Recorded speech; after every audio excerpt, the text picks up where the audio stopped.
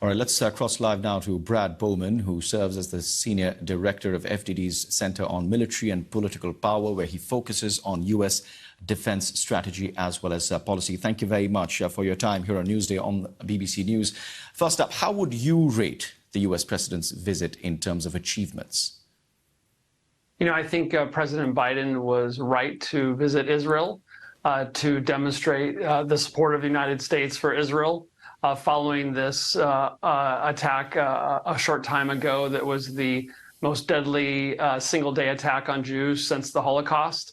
I think the statements coming from the president and his administration have been laudable, and the shipment of weapons to them has been necessary. And so I give him high marks, and I also admire his efforts to get food and water to innocent Palestinians who are caught up in this war against an adversary with Hamas who regularly uses human shields.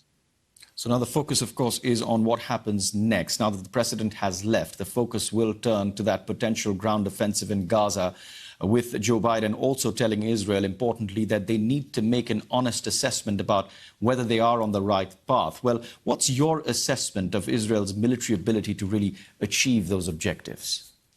You know, this major ground incursion into Gaza, into an environment that is a dense urban environment where you have hundreds of kilometers of tunnels underground that are undoubtedly stocked with weapons and ammunition for an adversary that knows the terrain better than the Israelis. This is about as hard as it gets.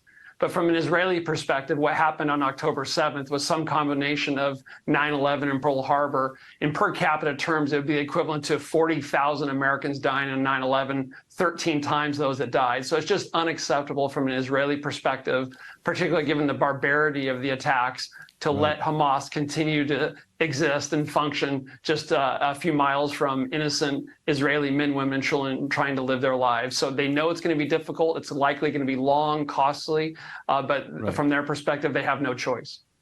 Very briefly, key Arab leaders cancelled their meetings with Joe Biden after that hospital blast, but he since had phone conversations with the Egyptian president.